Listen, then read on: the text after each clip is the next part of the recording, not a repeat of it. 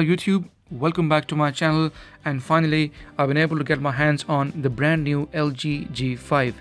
This is the flagship phone from LG guys for this year, and I also have the LG G4 from last year as well, which I will be comparing very soon once I open the LG G5 up. Okay, so before we start this, a special thanks to Clove Technology for sending me a review unit. They've got a wicked deal with the LG G5 on their website. They are selling you a free Bang & Olufsen in-ear headphones. What I'll do is, guys, I'll leave a link down below under description, so feel free to visit Clove Technology, and I'm sure you will find the deal very interesting. Okay, so let's open the box up, guys. I know you have seen plenty of unboxings and you have seen plenty of reviews already, so I'm not going to waste too much time on the box contents and everything else. So I'll rather be emphasizing more on what you guys want to see and what you guys want to know.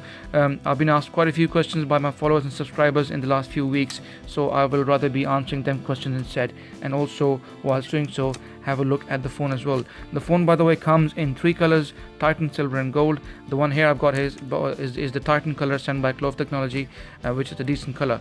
So let's take the phone out, guys, and I cannot wait to see what do I think of the phone. I haven't even taken the phone out of the box yet. This is the very first time I've taken it out, so this is purely what I feel. What you will see, what you will hear from me is purely what are my first impressions, and I would love to share my impressions with you. Okay, so the phone, by the way, has a 5.3 inch Quad HD screen, which is 2560 into 1440.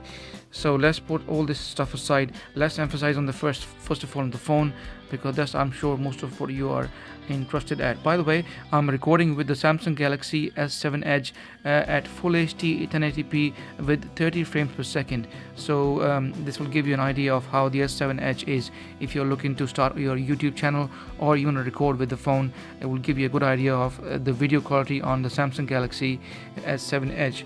Okay, so this is, like I said, guys, the Titan color, and the phone has let's go through the basic core specs first of all, guys. So the phone, LG G5, has a Qualcomm Snapdragon 820 along with 4 gigs of RAM and Adreno 530 GPU. Also, the phone, like I said, has a 5.3 inch Quad HD at 2560 into 1440 screen with around, I think, 550 ppi pixels, which is very high, very dense. The phone also has, as you can see, a power button at the back, which also doubles up as a fingerprint sensor. And for the first time, LG have included a dual camera setup at the back. One of these lenses is a wide angle lens at 8 megapixels, and the other one is the 16 megapixel with the f1.8 aperture, same as from on LG G4 from last year. Okay, now I know most of you are, what are you thinking right now about the build quality? Now, this is a question which has been asked several times by many of my followers. John Lawrence, especially, who often follows me, he asked me about the build quality, and he was very concerned about the gap at the bottom, which I will talk to you in just a moment. And also Gareth St. Omer, who was interested in showing me the launcher, which I will show you guys in just a moment. George Shogun, who asked me which color would I prefer and what's the sound like on the speaker, which is right there at the bottom on the left hand side, as opposed to the LG G4, which had the speaker last year at the back of the phone. Okay, also the phone has, as you can see, a Type C, and it supports Qualcomm 3 Quick Charge 3.0. Also, it has a mic at the bottom as well. And on the left hand side, there is nothing apart from the SIM tray and the SD card. By the way, the SD card expandability is up to 200 gigabytes from what I remember, so you can shove it up to 200 gigabytes should you wish. Okay, on the left hand side, you can see this is the volume rocker, and up top here you can see the 3.5mm jack and an IR blaster, which I'm very happy to see. My Samsung Galaxy S7 Edge hasn't got the IR blaster. In fact, any of the Galaxy this year, including the Note 5, none of them have got the IR blaster. I've personally been using the IR blaster on the LG G4 throughout last year, and this is something I personally love, and I really like that. And then you have next to it the noise cancellation mic. Okay, so the build quality, guys, yes, how do I feel, what do I think?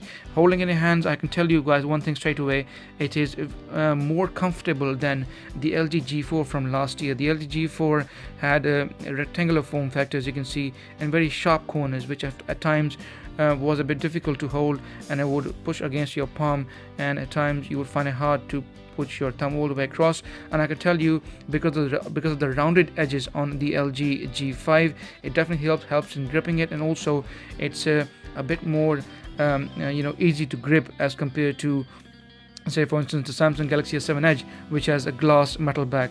But as compared to the LG G4, guys, both are grippy. This is obviously the tan leather from last year, and this is the apparently full metal, but people saying it's plastic. So what do I feel? To be honest, let's have a look. Let's bring this close to the camera, and I will try my best to explain it to you guys what this is all about and what LG says officially about the phone. Okay, according to LG, they say that what you're seeing here is basically a primer, not a plastic cover, like people have often said on YouTube, and a lot of reviewers have said that as well, even though they also mentioned that it's aluminium unibody, but they say it feels like plastic. It does actually feel like plastic. So according to LG, they say it's not plastic, it's primer, and primer is used to get the paint to bond to aluminium, and that's exactly what they've used for G5. And the reason they have bonded that primer with the aluminium to bond is to hide the antennas within that primer paint. That's why they have painted this on top of the aluminium body, and that's what they're calling it microdizing. What that means is that the tiny particles of metal that are infused in the coating and bonded to the actual aluminium body of the LG G5, and all this has been done to hide the antennas so that reception issues do not occur in the phone, because the phone is full metal aluminium with no mention of any sort of plastic. It's a new thing, it's a new attempt, and we must applaud LG for trying something new, but in doing so obviously they have compromised on the build quality. Now what do I think? To be honest, in my opinion, it does feel a bit cheap. It doesn't feel aluminium. Say for instance, if I bring the Xiaomi Redmi Note 3, which is a full metal aluminium phone, a lot more cheaper than the LG G5, and this phone, when you hold in your hands, you actually feel the metal in your hands, whereas on the LG G5 you don't actually feel the metal as such, but you rather feel as if there was plastic and not metal. So a phone which is around 200 pounds and a phone which is around 500 pounds, and that's what the reason is why so many people are feeling uncomfortable about it, because when they hold a 500-pound phone in the hand, they do not get the same feeling as they would from a phone which is less than half the price of the LG G5, like for instance, like I said, the Xiaomi Redmi Note 3. So that's what I think, guys. It feels like plastic. It's definitely not premium. When you hold it in your hands, it's rigid, don't get me wrong, it's solid, it feels alright, it feels nice in the hand, it's comfortable, but when it comes to feeling premium, I'm afraid it doesn't feel as much premium as you would expect from a 500-pound phone. Okay, as this is also an unboxing, so obviously we need to have a look at the content of the box as well, which I completely forgot, guys. So let's quickly bring the box back and see what else do we have in the box. So we have this regular manual from LG, which I'm pretty sure nobody's interested in reading. Okay, as you guys know, in my unboxings I always have a look at the adapter rating and the output rating as to see what is going on. So let's peel this plastic off if I can. Let's have a look and see. It's always a bit difficult to peel this off. There's always too much on every adapter that we get. So let's have a look and see. There we go.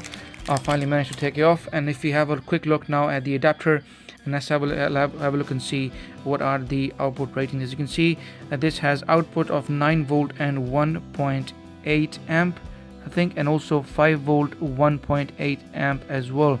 So this charger supports the Qualcomm's quick charge 3.0, and it will charge your phone from 0 to 50% in under half an hour, and the phone should be fully charged in around just over an hour's time. So the output is 9 volt 1.8 amp or 5 volt and 1.8 amp as well.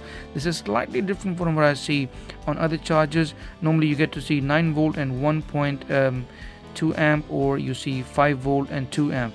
So this is probably LG's own standard, and because this is Qualcomm quick charge 3.0 compatible adapter, so maybe this is what we're going to be seeing later in the year. So once I unbox phones like the HTC 10 and many more to come this year, we will remember this and probably keep an eye and see if the charging standards on the amp side have changed on the Qualcomm quick charge 3.0 compatible adapters.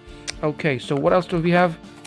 We also have here the regular USB cable, guys. One end is obviously the normal USB which goes into your adapter, and the other one is obviously your Type C, which the LG G5 this time around supports. So it has a Type C USB charging reversible port, and this cable will probably go into this straight away. Okay, so what else do we have? So we also, this I personally think might be the pair of earphones. I would like to see what they're like. From LG G4 last year, they were decent, not too bad, and the story is pretty much the same as well this year, guys. The same nylon material they used on the LG G4 headphones, and then you have, this is the earpieces here as well. Obviously I will let you guys know in the next few days to come. I will test them out and see how do they sound with the LG G5. Okay, so now, and also I think we also, sorry, I forgot this bit here. This is the SIM ejector tool, obviously, that comes along, so you can use this to put your SIM in and the SD card as well. Okay, so let's put everything aside, guys, now that we have finished with the unboxing, and let's more talk about phone. I know this is what you guys have been thinking all this time. Let's peel this off as well at the back. We do not need that for now. There we go. So we can have a full look at the body of the phone at the back, and a lot of you watching this obviously concerned about the metal construction, and which is often coated as plastic. Okay, we got a bit of cover up here as well, so just remove this back in as well. Bit of plastic over there at the bottom. There we go. Okay, so let's move this as well, and now the phone, we can see it's in its full glory, no more plastic. Okay, now let's get straight to the bottom. This is where people like John Lawrence and other of my subscribers and followers who asked me, people like Just an Average User, Chat Patrol, and also Sam from Facebook. He asked me about specifically about they asked me specifically about the bottom of the phone and if there's any gap. So let's have a look and see how do we first of all open this.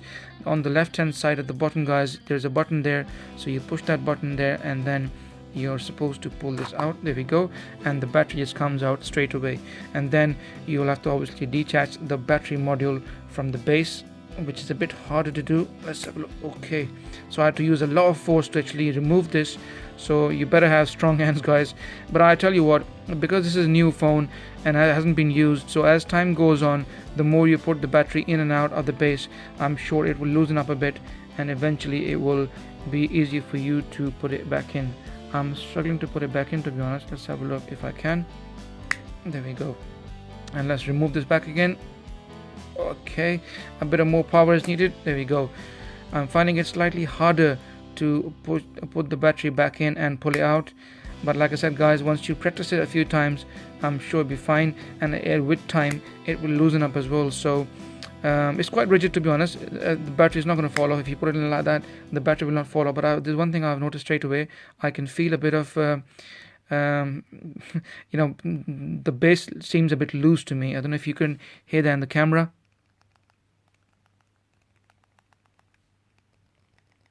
So this is the cheap thing which most people were talking about, the build quality that's been compromised because of the modular design. Now, like I said, the battery is quite steady, it's quite firmly intact, but as soon as you move this, you can feel the base. It's a bit flimsy, and it's not as rigid and as solid. And especially this bottom bit there, this is a bit fiddly, you know. So obviously this is where the build quality, like I said earlier, has been compromised, and I can feel that a bit, yeah. Okay, anyways, so let's put the battery back into the phone. This is the modular section, by the way, and yeah, I tell you what, apart from all the cons that I've been discussing about the build quality, and a lot of people having a go at LG for this as well, but to be honest, we have to applaud LG for the design achievements. If you see this phone clearly, it's made from a full unibody metal aluminium, guys, and despite that, as you can see here, the phone has been gone through some very different kind of design elements. As you can see, there's a bit of a hollow gap inside, and they have done a really good job, to be honest. You would never expect an OEM to actually give you modular replaceable battery or other modules with a full metal aluminium phone. But as you can see, guys, it's a design achievement. It's definitely something radically different, something which hasn't been seen before. So we have to applaud LG for that, at least for trying something different. Okay, so let's put the module back in, and now let's have a look and see if there's any gap that comes.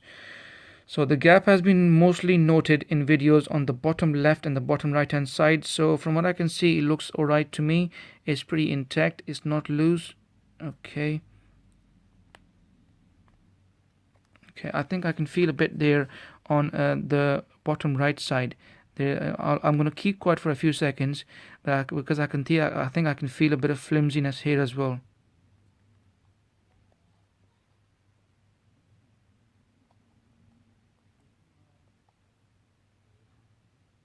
As you can see, on this side you can't hear no sound because it's fully intact, but on the bottom right side you can hear a bit of a sound as there's a gap in the middle.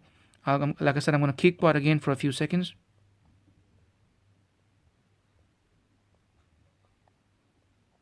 And you can see, if you look very carefully, you can see it actually, once I push it, it goes and gets itself aligned with the body, and as soon as I leave it, there you go, there's a bit of gap there on the bottom right, but this thing doesn't exist on the bottom left. It's quite intact, it's fully aligned with the body, and it's not too bad. But on the bottom right, as you can see, as this line goes along all the way right from here, there's a bit of a gap there, and the gap starts to widen up as it approaches the other side of the phone. Once I push it, there we go, and the gap closes and there's nothing in there. But as soon as I leave it, the gap is pretty obvious. So yes, we have we have an issue with the build quality.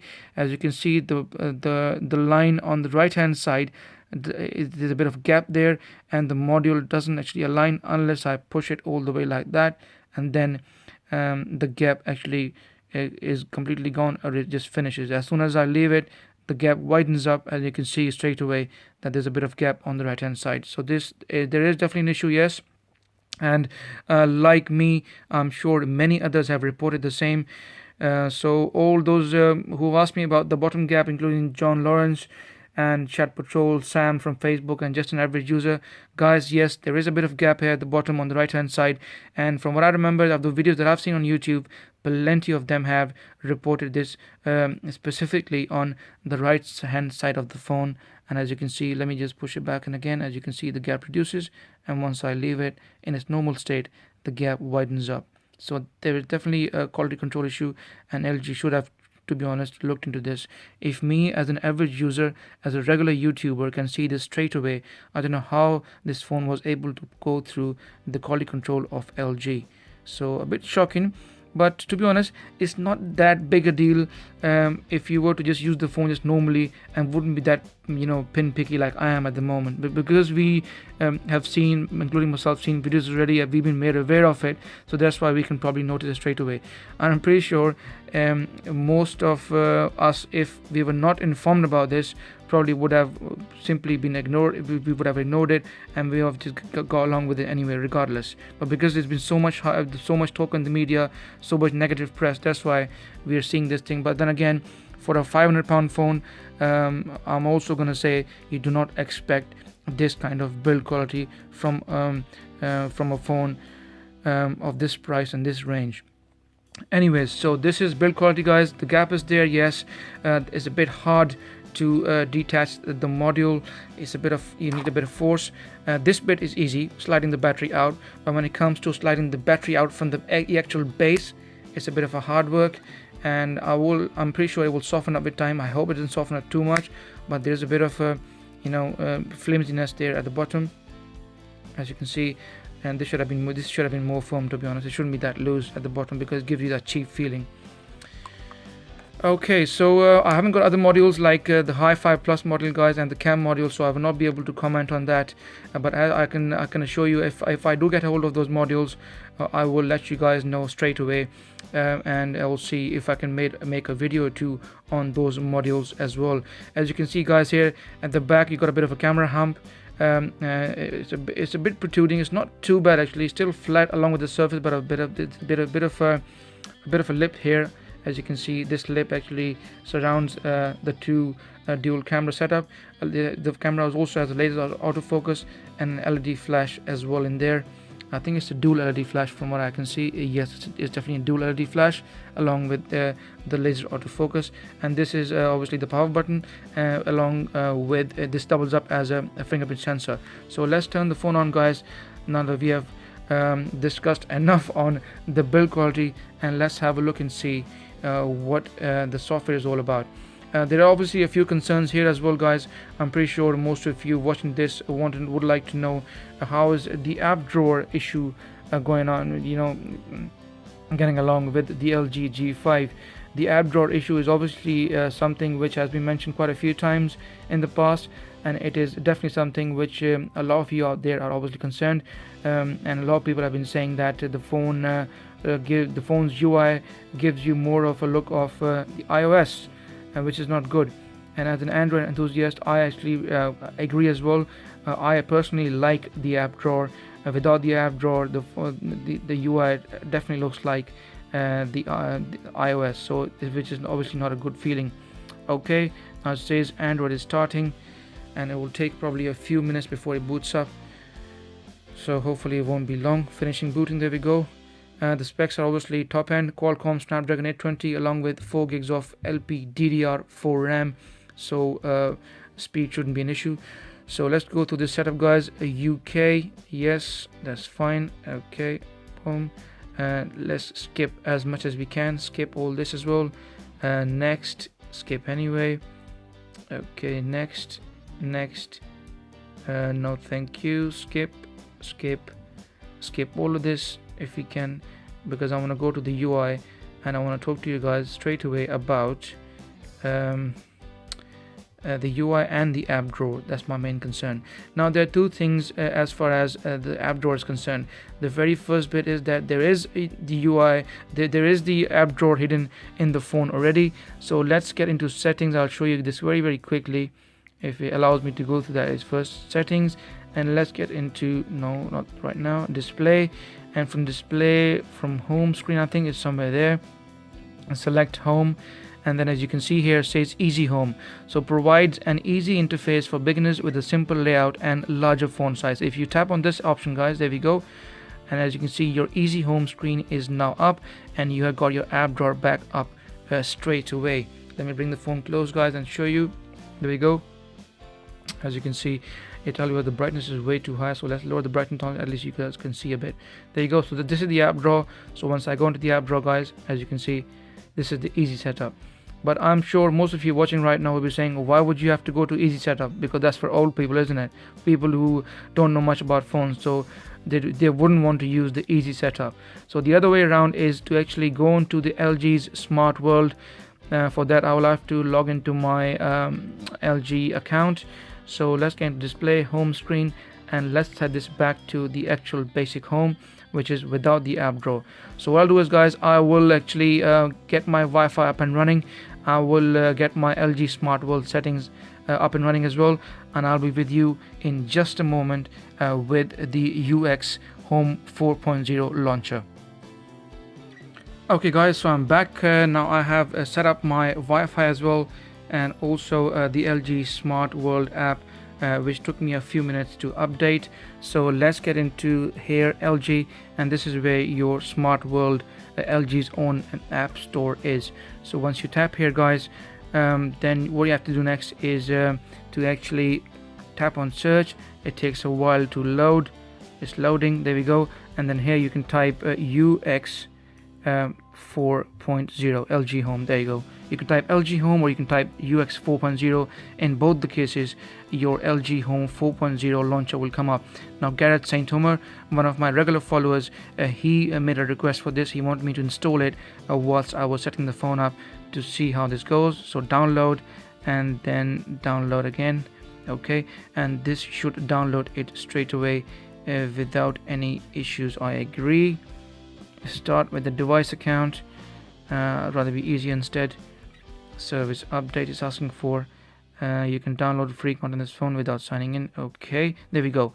As you can see, guys, it's now downloading as we speak. The total size of the launcher is 19.08 meg, and this should bring your app drawer back. As you can see, if I bring the phone a bit more close, You can see here right in the middle, this is the old style launcher, the same as we had on the LG G4 from last year.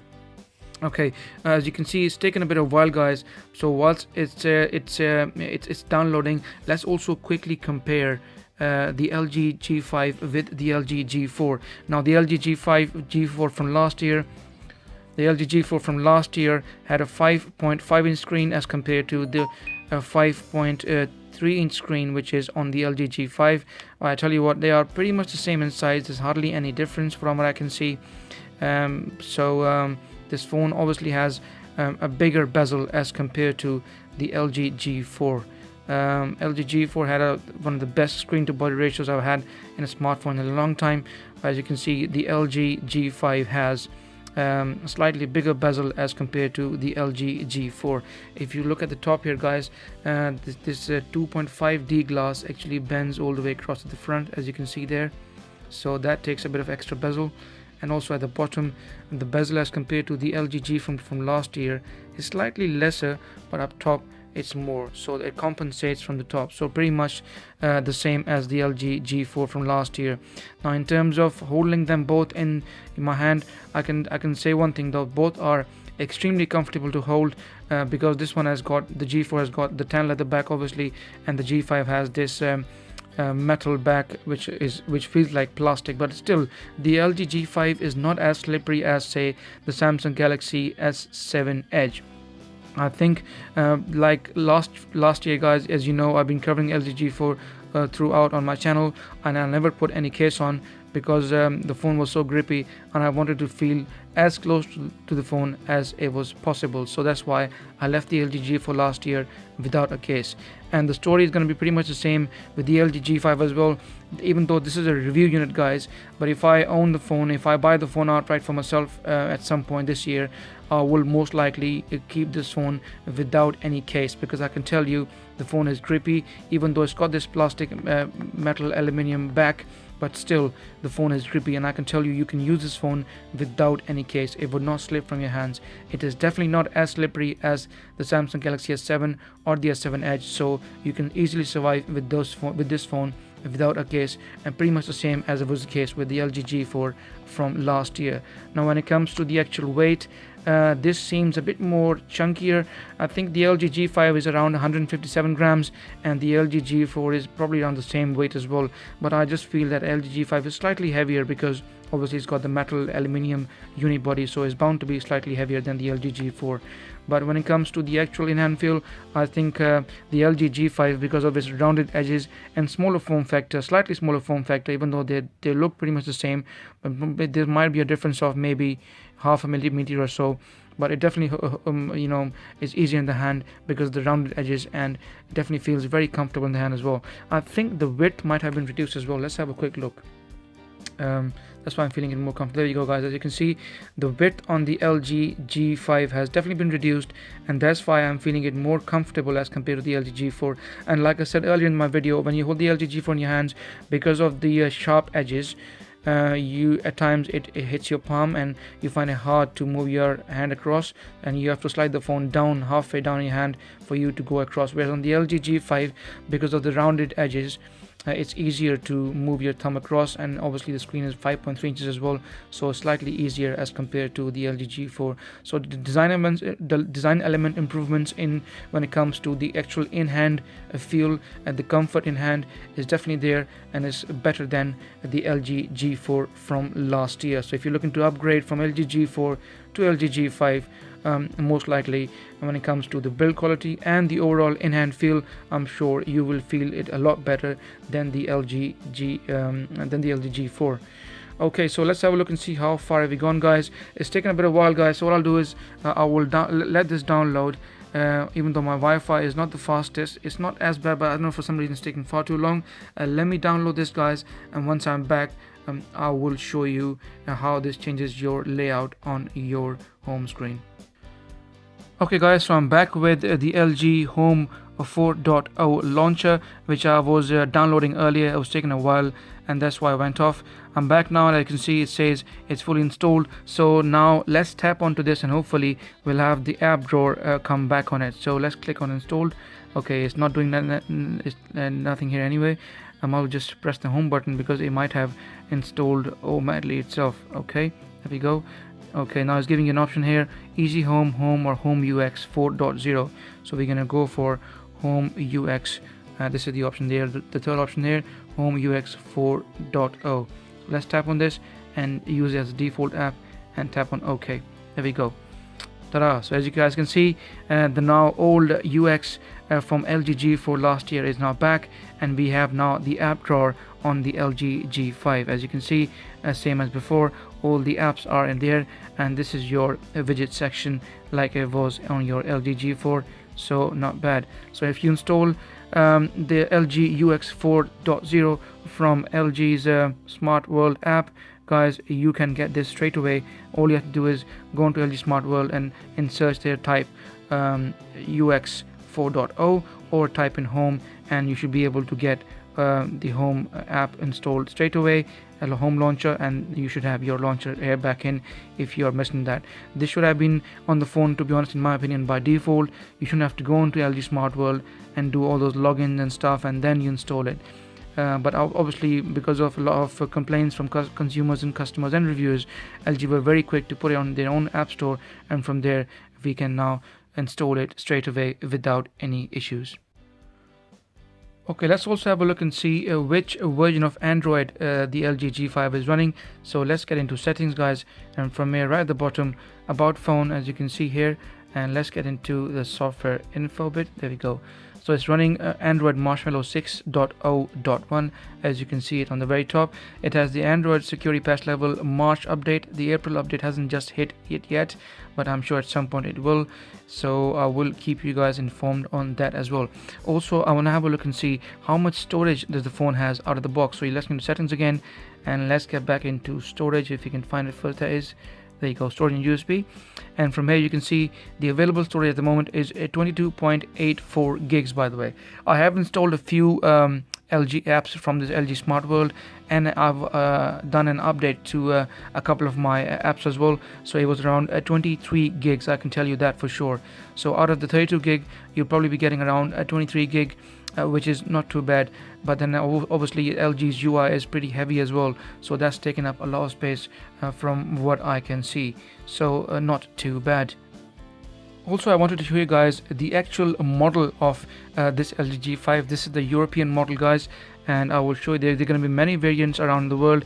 In America you have one for Verizon, AT&T and stuff, and this is the European version. So I wanted to show you guys the actual model number, because that's something which is often asked by lots of my subscribers on YouTube. So hardware info, settings, hardware info, and there you can see up top it says LG H850.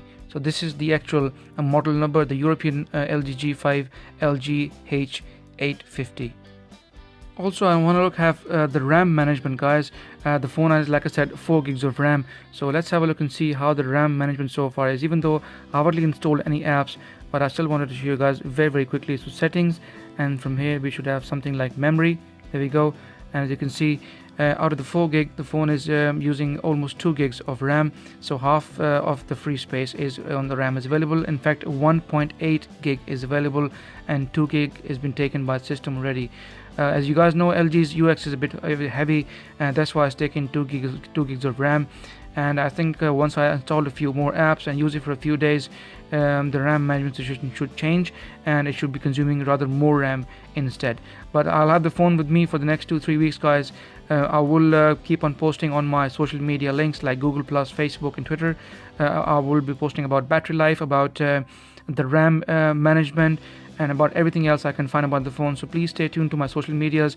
The links are down under description, so please make sure you do follow me as well. One of my followers and subscribers, John Lawrence, he specifically asked me about the light bleed on the LG G5. From what I can see, John and everybody else watching, I can't see any light bleed so far, even if you turn the screen off. As you can see, the always on display is there already, but I can't see no screen bleed. Screen bleeds are normally visible when the screens or the background is black. As you can see, the whole background is black here, John, and I cannot see any light bleed whatsoever. The always on display is obviously there already. So, but for your sake, what I'll do is I will actually reboot the phone and have a look and see. Whilst we reboot it, are we gonna see any light bleed. But often, when you reboot tablets and stuff, you see these light bleeding around the corners on the screen. So let's boot this up. It shouldn't take long anyway. So it's a fast phone, Snapdragon 820 with 4 gigs of RAM. Okay, as you can see here, John, nothing from what I can see. No bleeds, no screen bleeds. The screen is black at the back end. LG logo is here as well, you can see, and no screen bleeds from what I can see. No issues here whatsoever. But if I do spot any light bleeds or anything like that, John, I will definitely let you and others know. But from so far what I can see, there's no light bleed on the screen. So guys, that's pretty much it. The video is pretty long, I know, but I tried to explain everything else I could. There was a lot to talk about, especially on the build quality side, which I discussed in quite some length. So I know a lot of you actually would be getting annoyed as well that my video is far too long, but you, my dedicated followers, know this already, that often my videos are quite detailed and in depth, and I cover a lot of stuff, and at times you will find a lot of answers to your questions as well. So that's pretty much it, guys. I will be doing a lot more videos in the days to come, including the gaming performance on the handset. How much does it heat up? How's the UI in general? Is it fast and quick? From what I can see so far, the UI seems very slick and fast. No issues whatsoever. But then I haven't installed any apps so far, so it's very early. It's early days, and I can't say much anywhere for now. But from what I can see, the early impressions are that the UI seems alright. It's not too bad, and everything seems to be responding as it should, with not many issues here whatsoever. So far so good. Speed seems nice, alright, and not too bad. But stay tuned to my channel, guys. I'll be covering the LG G5 in quite depth. Like I said, gaming, battery performance, especially the battery. I know a lot of you watching there want me to do the battery test. I will be reporting in the first 3 days. I'll give you an early impressions of the battery life, and then eventually after a couple of weeks I'll give you an in-depth dedicated battery performance video on the phone as well. So guys, like always, if you like my video, please do give it a thumbs up. Any questions, please feel free to ask me in the comment section. The LG G5 is in the house, so there'll be plenty more videos to come in the days and weeks. So stay tuned and please subscribe as it helps, and I shall see you in the next video.